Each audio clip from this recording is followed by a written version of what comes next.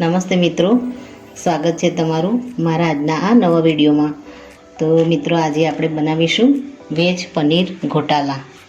તો એના માટે મેં અહીંયા ડુંગળી લીલી ક્રશ કરીને લીધી છે, આ તીખા લીલા મરચાં છે, આ આદુની પેસ્ટ છે, આ મોળા મરચાં છે અને આ ટામેટાને ક્રશ કરીને લીધા છે.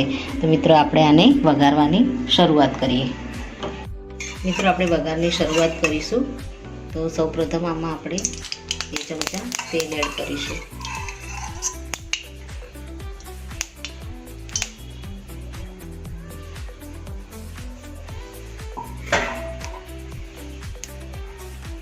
ત્યારબાદ તેમાં આપણે બટર નાખીશું. બટર એડ કરીશું.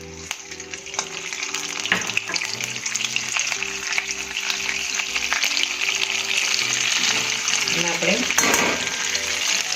જીરું એડ કરીશું વઘાર માટે.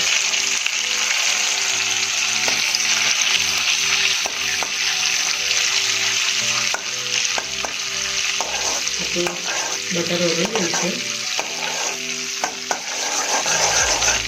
હવે એમાં આપણે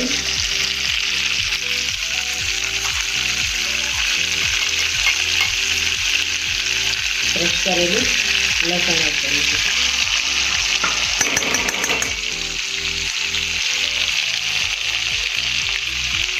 ત્યારબાદ ક્રશ કરેલું આદુ એડ કરીશું અને બરાબર હલાવીશું.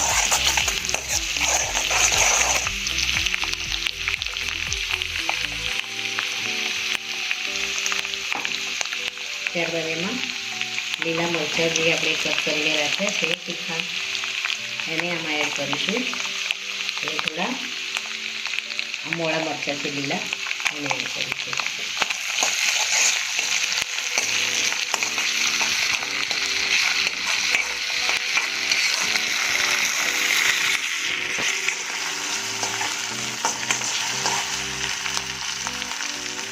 ત્યારબાદ લીલી ડુંગળી ક્રશ કરીને રાખી છે આપણે, અને પણ આમાં એડ કરી દઈશું.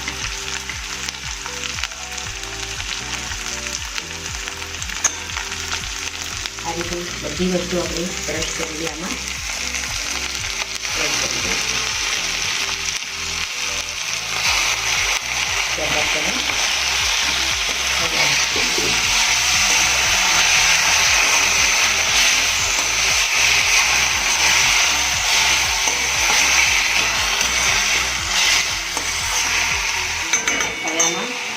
મસાલા એડ કરીશું.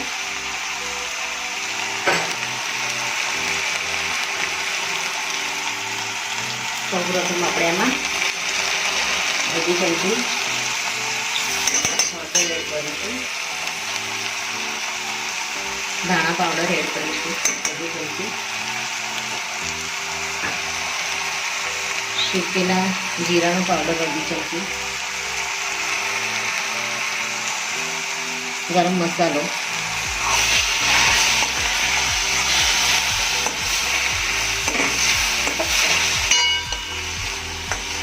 હવે આમાં ટામેટાની જે ક્રશ કરીને રાખે છે એને આમાં એડ કરી દઈશું.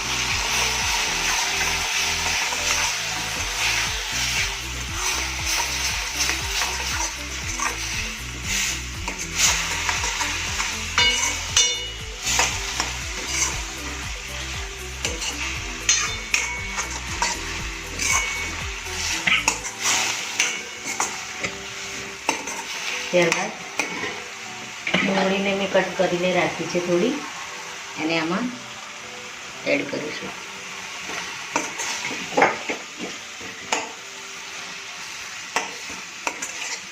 ગેસને આપણે ફૂલ જ રાખવાનો છે. મિત્રો, આપણું આમાં તેલ છૂટું પડવા લાગ્યું છે. એમાં આપણે થોડું મીઠું એડ કરી દઈશું સ્વાદ મુજબ. ત્યારબાદ 1 ચમચી કાશ્મીરી મરચું, આપણે આમાં લીલા મોળા મરચાં અને તીખા મરચાંનો ઉપયોગ કર્યો છે, તો આપણે કાશ્મીરી લાલ મરચું આપણે કલર માટે થોડું એડ કરીશું.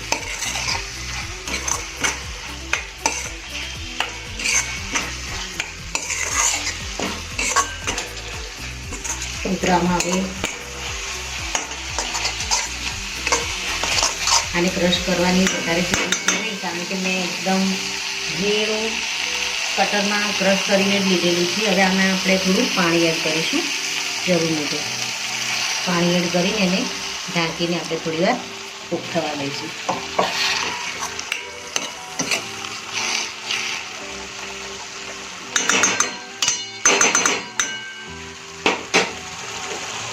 હવે આપણે આને ખોલીને એકવાર ચેક કરી લઈશું.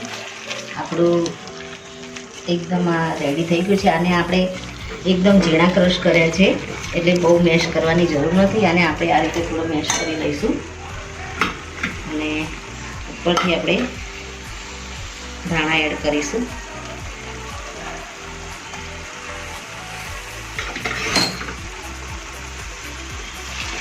એ પણ આની સાથે મિક્સ કરી દઈશું.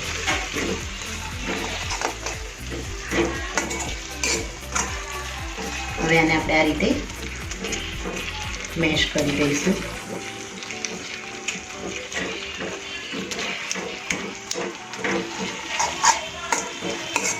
બધું બરાબર એકદમ ક્રશ થઈ જાય પછી આપણે પનીરને મેં છીણીને જ રાખ્યું છે, એને આપણે આમાં એડ કરી દઈશું. આ રીતે આપણો બધો જ મસાલો અને એકદમ સરસ ગ્રેવી ટાઈપ આપણે આમાં થઈ ગયું છે. સરસ આ રીતે એને ક્રશ કરી દઈશું.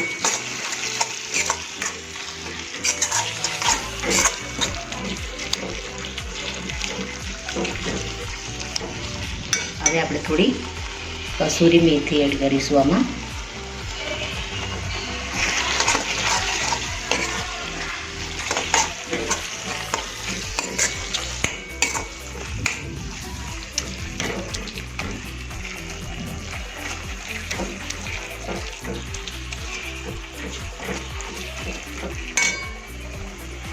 થોડું આપણે આમાં પાણી એડ કરી હજુ એને થોડું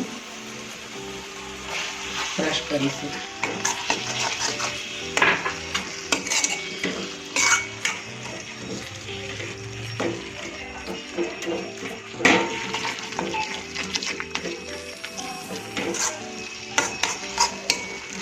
ત્યારબાદ હવે ક્રશ કરેલું આપણે પનીરને આમાં એડ કરી દઈશું.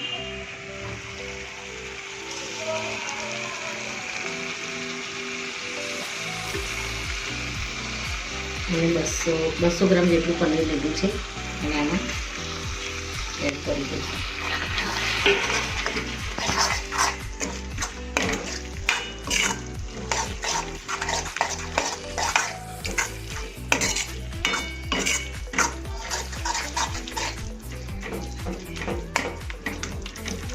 આ રીતે એને બનાવીશું. આ સબ્જી થોડી ભાજી પાઉં જેવી એકદમ ગ્રેવી ટાઈપ આવે છે, એટલે આને આ રીતે ક્રશ કરીશું.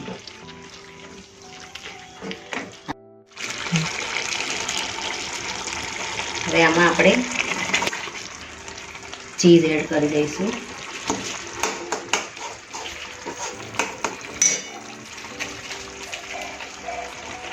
ત્યાં મેં 2 સ્લાઇસ ચીઝ લીધી છે, એને હું આમાં એડ કરી દઈશ.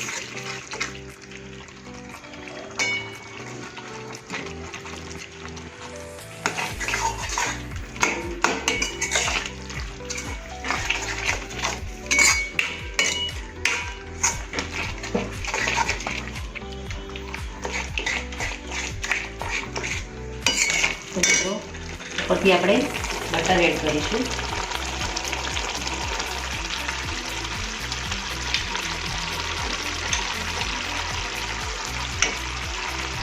આપણો મિત્રો ચીઝ ગોટાળો તૈયાર થઈ ગયો છે.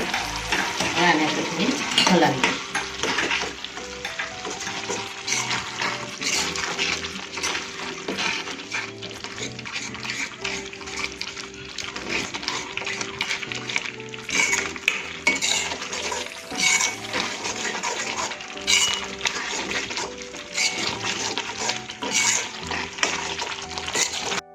ઉપરથી આપણે ક્રીમ એડ કરી દઈશું. મલાઈ છે એને આપણે આમાં એડ કરી દઈશું.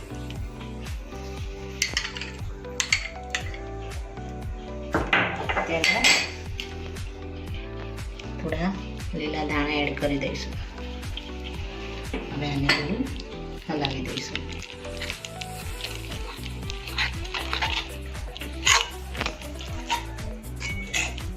મિત્રો આપણું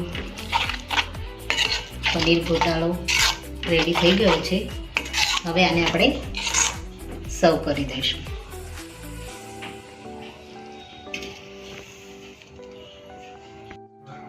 તો મિત્રો રેડી છે આપણો ચીઝ પનીર ગોટાળો. એને મેં ઢોસા અને ડુંગળીના સલાડ સાથે અને આ લસણની ચટણી છે એના સાથે મેં સર્વ કર્યો છે.